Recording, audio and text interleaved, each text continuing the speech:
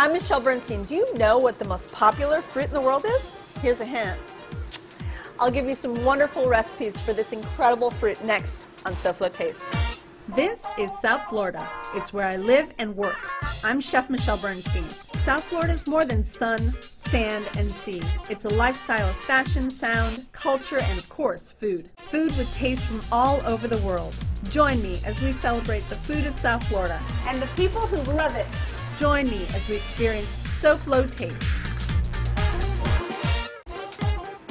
Hello, I'm Chef Michelle Bernstein here at the Miami Culinary Institute on the Wolf campus of Miami-Dade College. Welcome to SoFlo Taste. As you know by now, the most popular fruit in the world is the mighty tomato. And yes, it is a fruit. Why? Very simply, because it has seeds. Today, we don't care whether it's a fruit or a vegetable, only that they are delicious. It's the perfect time of year to get them, and we're making incredible things with them. I thought it would be fun to start out with a very simple salmon dish. People love salmon. It's easy to make at home, and it goes beautifully with tomatoes. In this little pan, I've got dashi broth. I talk a lot about dashi broth. It's a seaweed broth. So I'm going to semi-poach the salmon in that and serve it a little bit undercooked, which I love. Just to flavor that a little bit, I'm going to cut a piece of fennel. Fennel and tomatoes, by the way, are very good friends. They go beautifully together. And I'm just going to roughly cut it just for flavor and add it to this simmering pan of dashi. To that, I'll also add a really good Spanish extra virgin olive oil for flavor as well as for keeping that salmon nice and moist.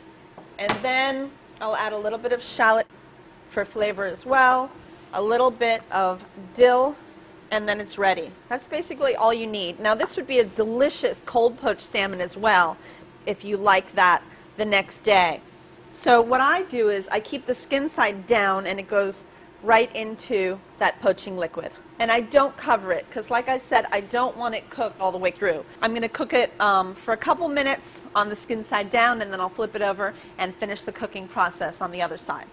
So let's get cooking with our tomatoes. So to start out, I think I'm going to cut this fennel bulb, and then I'm going to cut some of these beautiful little baby heirlooms. Look at them. Look how gorgeous they are. We've got all these different colors. They're just beautiful. So let me just cut those right in half. All right, so I'm going to start with a little bit of regular olive oil for this. And to that, I'll add some of that cut fennel because I really want a hard sear on that. And at the same time, I'll add the tomato. And I just want these to start to burst. Then I've got some shallots over here, nice and julienne shallot, which you can add onion if you want to.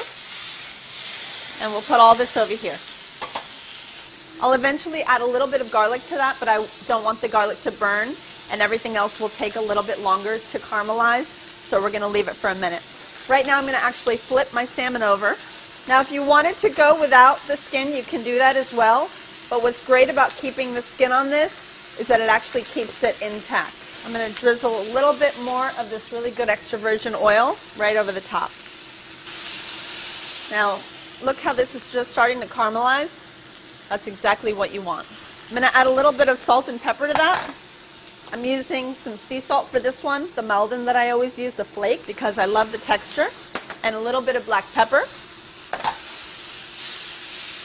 I'll add a little bit of minced garlic to the pan.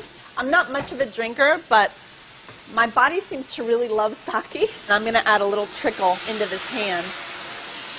Okay, maybe it was a little more than a trickle. Look how beautiful that is. The salmon's ready. It's probably cooked about a medium rare to a medium, which is just perfect. You don't want to cook it any more than that. You can actually just peel off the skin if you wanted to. Now, I love skin, but most people don't, so I'm just going to take it off. All right, so I'm going to flip over. It's gorgeous. And I'm going to take it with 2 spatulas so that I hopefully don't break it, and place it down. Use just a little spoonful of the broth because it's so flavorful, and add it right to my tomatoes. How gorgeous. And this literally just gets poured right over the fish. And then a little bit of fresh dill right over the top. Man, the smell is intoxicatingly delicious. A little drizzle of the oil again for a finisher. And then just a hint of the sea salt. Oof. Wow. You know, it's pretty as a picture, but I kind of have to dig into this because it's got some of my favorite things. I'm going to get a little piece of that tomato, a little piece of that salmon. Wish me luck.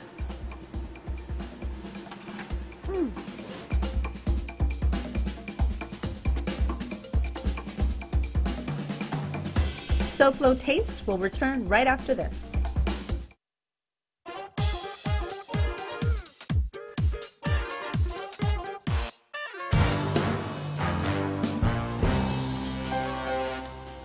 I'm Melinda Harper, on the road for SoFlo Taste in Redlands to see what Schnebly Redlands Winery and Brewery is making out of what SoFlo is known for.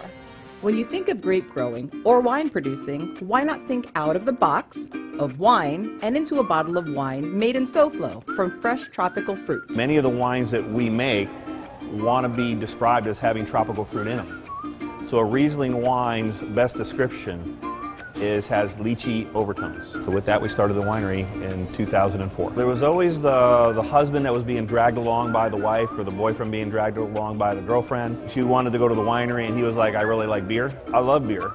And so I said, why don't we make some craft beer for the spouse? We started a little over 4 years ago, and the thought was just make some really good craft beer for that spouse, and it ended up being even bigger than the winery now. And we want to be true to our area and what we do. So with this wine here, we use avocado as a base, believe it or not. It makes a beautiful wine. And we put a little bit of coconut infused, and we have cocoa vino.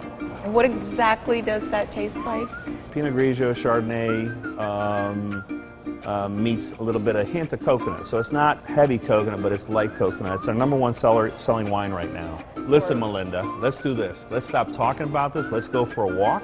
Let's see the winery and the brewery and the waterfalls, and then drink some wine and beer. Sounds good. Let's go, Pete. All right. A lush tropical landscape, outdoor seating areas for eating and drinking, all lead the way to the party. This massive 10,000 square foot tap room.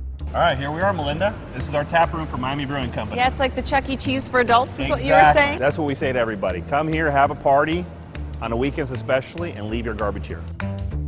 Well, the really cool thing about craft breweries right now is that you are a part of the actual fermentation that's going on. So these tanks are fermenters. So this is where the magic's happening while you're sitting here at the table. We've got 20 beers on tap. We've got games like this, which we've got the cornhole, we got our ping pong, just good old-fashioned fun. I got to think that we're probably one of the only people with a 40-foot-long coral bar, and we made it ourselves. It's beautiful. Let's go saddle up and Let's show have us some what you beer. got. That is really beautiful. So Pete, we're behind the bar. That's why we're here. Show us some of your goods. Sounds great. Let's start with Big Rod, our flagship beer. This is a coconut blonde ale. So what we want to do is we want to really epitomize South Florida, the beaches. So how do you not do that with a refreshing beer that has a hint of coconut? That is really good. Thank you. There is a hint of coconut. Just not a overwhelming. hint. It's not overwhelming. The next beer we have is our IPA, Miami Vice IPA. This isn't overly bitter, so it's not a double IPA or a triple IPA. Right. But you can taste the hops, and you Yes, can smell the hops in the nose. You can. Right. But it is delicious. And obviously our tap panel, we wanted to be Miami, so here we are with the detective in a bikini. With a gun. With a gun, and on the back, if we can turn her around a little bit, you see that she does have her badge on the back. Right. Oh, very nice. All right, well, thanks, Pete. Thank you so much for the tour and the taste tour. My pleasure. It's great meeting you. My And you've got a pleasure. great place. Thank you. There are 30 acres of things to see and do here at Schnebly Winery and Miami Brewing Company, more so than just beer and wine. So much you could even get lost. Now, which way back to the tap room? Fried green tomatoes. We're not in the movie. We're actually going to make fried green tomatoes, and they are absolutely delicious. You just have to make sure you have a really nice hard green tomato. This is perfect. It's kind of like an apple hardness. So we're going to dip this in a little bit of buttermilk and egg, and we're also going to dip it, or dredge it I should say, in a mixture of the Goya cornmeal and all-purpose flour. I thought it would be kind of cool to make a Napoleon out of it. So I'm going to layer it with some heirloom tomatoes to make a little stack. So I have my trusty cast iron pan with just some regular vegetable oil in it. So slices about 1/4 of an inch thick.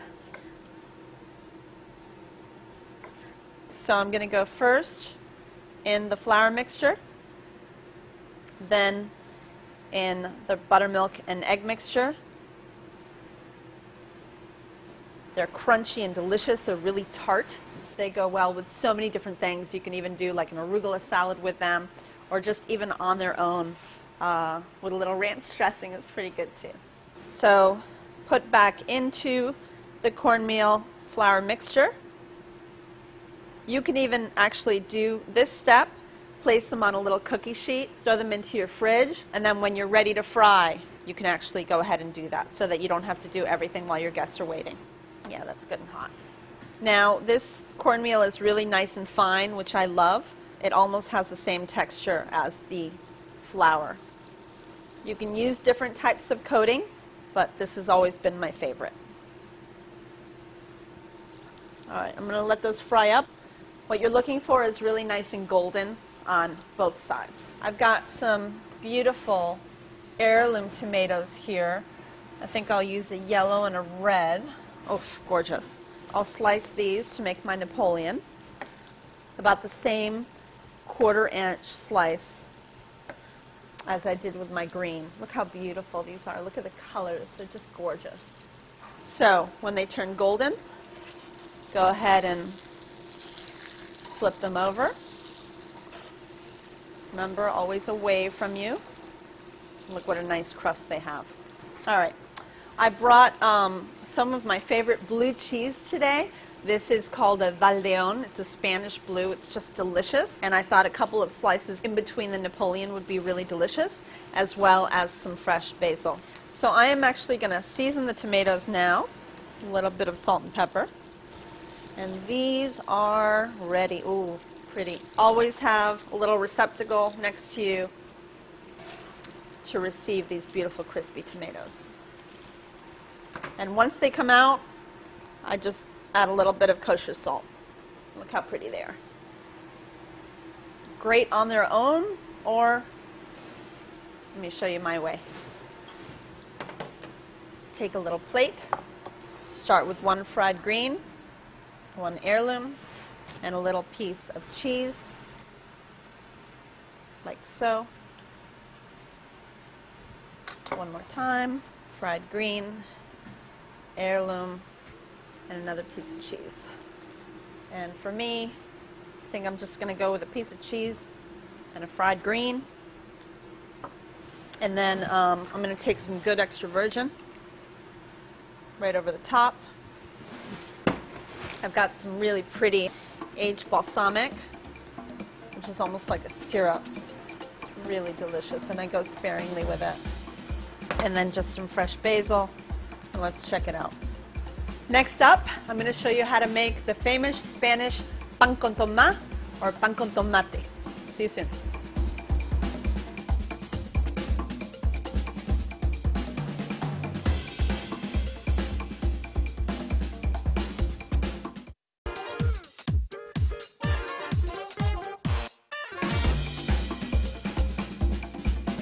Let's look at the week ahead on our culinary calendar. Last call for chocolate. Today and tomorrow are the last days of the 10th Annual International Chocolate Festival at Fairchild Tropical Botanical Garden in Coral Gables. It's the place to go cuckoo for cocoa and all other forms of chocolate. More delicious info at fairchildgarden.org/events. Then put on your flip-flops, sunglasses, and that ball cap with the fake ponytail attached and mosey on down to Key West for the aptly named Key West Food and Wine Festival. There's a long list of events at the festival and a short list of rules in the Conch Republic, so you're bound to have a good time. More information is at keywestfoodandwinefestival.us. Now, back to our tomato, Chef Michelle Bernstein. Welcome back to the Tomato Show. So I'm going to teach you two things. I'm going to teach you one recipe, and the other is a little bit more of a trick for something you can use in the future. And it's going to be a little convoluted. I'm making everything kind of together, so try to follow me if you will. The first recipe I'm going to teach you is called pan con tomate or pan con tomate, and it is a very traditional, beautiful bread with tomato. Oh, by the way, the most important part of this recipe is that you have really, really good ripe beefsteak tomatoes. Luckily, we do today. So I like a day-old piece of French bread for this because you're going to toast it till it's really nice and crispy. I'm going about a 1/2 inch slice. Now, if I had a toaster, that would be the way that I would cook this, but there are no toasters in professional kitchens, so I'm going to go ahead and put it in the oven. So if you had a toaster, don't put any oil on it, but because I'm going in the oven, I'm actually going to drizzle a little bit of oil on it first. And really, you can do it either way. So I'm putting this in a 375-degree oven just until it's toasty. Hopefully it'll take about 5 to 6 minutes. So while that is toasting, let me show you the secret to making the perfect pan con tomate. We have to, pick a really nice ripe tomato. Cut that right in half. You need a grater, and we're going to grate the inside of the tomato, leaving the outside, the skin, to basically dispose of. Don't worry about the seeds, they use them as well. And you grate it until you come right down to the skin, making sure you get every last beautiful piece of its flesh. Like so. One more time. The better the tomato, the better the pan con tomate. All right. So there you have it. While your bread is toasting, have this beautiful tomato grate just kind of sitting on your cutting board, ready to go. Make sure you have really, really good quality extra virgin olive oil on hand and a little bit of big sea salt, and then you've got it made. So while that's cooking, I wanted to show you all a little trick of something we do at the restaurant, and I sometimes do at home. And these beautiful oven-dried tomatoes, look at them. They're as sweet as a cherry. They're just packed with delicious tomato flavor, sweetness. On their own, they're a delicious snack. So you take these little grape, or you can use cherry if you want tomatoes. And I'm a little lazy. I do them all at once. So you put them down with your hand flat on top, and make sure you have a sharp or serrated knife. And then you basically just cut them in half. You take these, you put them in a little bowl of any kind, and you toss them with a little bit of quickly minced up garlic, fresh thyme, just remove some of the leaves from the sprig, just a little bit of granulated sugar, which helps the natural sugars pop, a little bit of salt, and a little bit of oil, olive oil. You toss that together, and you put that on a rack. This is just a plain old roasting rack on a cookie sheet. You can find them anywhere. Non-stick ones work too. It's really up to you. Make sure that all of your tomatoes face up. You put them into about a 275 to 300 degree oven, and you let them cook there for anywhere from an hour and a half to 2 hours. And these can be refrigerated, covered for quite a while in your fridge. So let's see how the bread is doing for the pan con tomate. Perfectly toasted bread, all on the sheet pan. Okay, great. So, lovely. So here I have some garlic cloves. One will do it.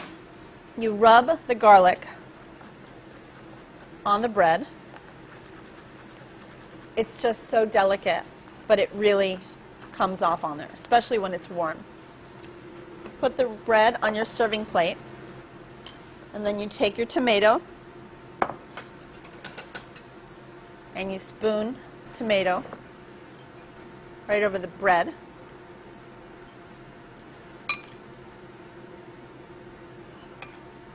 A little spoonful.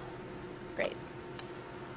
Then take that really good oil I've been using all day, a little bit right over the top of them, and take some of my favorite Malden salt right over the top of that. And there you have it, the perfect tapa, a great starter, and a great snack for everybody. Pan con tomate. Enjoy.